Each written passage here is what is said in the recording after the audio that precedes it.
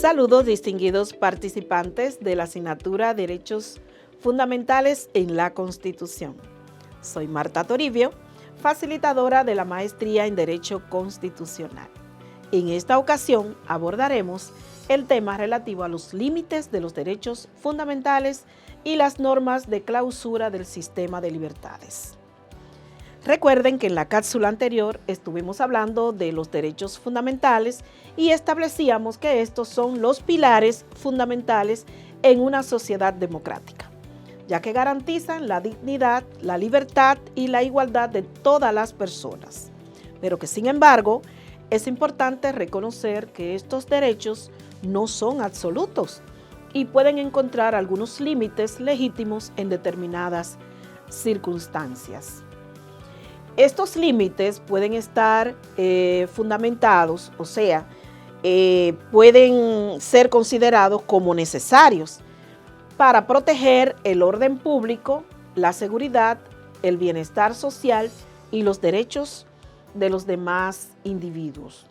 En este contexto, surgen las normas de clausura del sistema de libertades, que establecen los límites y restricciones a los derechos fundamentales en situaciones específicas. Los límites de los derechos fundamentales se derivan de la necesidad de equilibrar los derechos de diferentes personas y de proteger el interés en general. Pueden ser establecidos por medio de leyes y regulaciones que buscan proteger derechos igualmente valiosos y prevenir abusos o perjuicios. Los límites pueden ser establecidos tanto por el legislador como por los tribunales, siempre que se cumplan ciertos criterios de racionalidad, proporcionalidad y necesidad.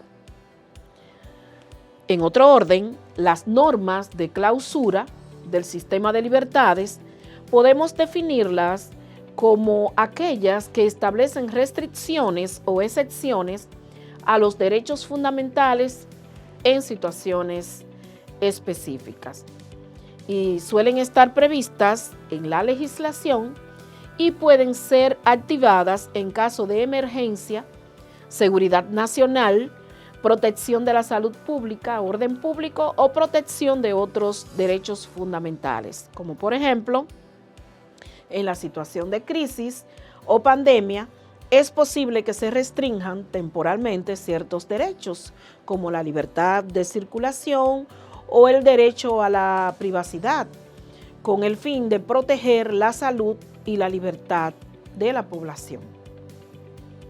Es importante destacar que las restricciones a los derechos fundamentales deben cumplir con ciertos principios básicos para ser consideradas legítimas. En primer lugar, las restricciones deben ser establecidas por la ley. Deben ser necesarias en una sociedad democrática. Esto implica que las restricciones deben ser proporcionales al objeto legítimo que se busca alcanzar y que no se deben imponer de manera arbitraria o discriminatoria. Además, deben ser temporales y estar sujetas a revisión y control judicial para garantizar su legalidad y proteger los derechos de las personas afectadas. El establecimiento de los límites a los derechos fundamentales y la aplicación de normas de clausura del sistema de libertades no significa una negación o debilitamiento de estos derechos, sino que buscan establecer un equilibrio entre los derechos individuales y el interés en general. Los límites y restricciones son necesarios para garantizar el funcionamiento de una sociedad justa y equitativa, donde se respeten los derechos de todos los ciudadanos. Sin embargo, es importante tener en cuenta que los límites y restricciones a los derechos fundamentales deben ser aplicados de manera cautelosa y proporcional.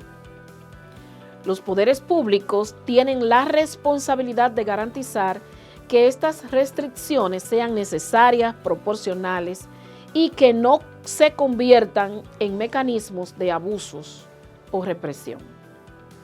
Por lo tanto, es fundamental que existan mecanismos de control y rendición de cuenta que aseguren que las restricciones a los derechos fundamentales se mantengan dentro de los límites establecidos por el Estado de Derecho. En el contexto dominicano debemos decir que, al igual que en otros países, se han establecido límites y normas de clausura del sistema de libertades para proteger el interés general y salvaguardar los derechos de los ciudadanos. Estos límites y restricciones han sido necesarios para mantener el orden público, la seguridad y el bienestar social.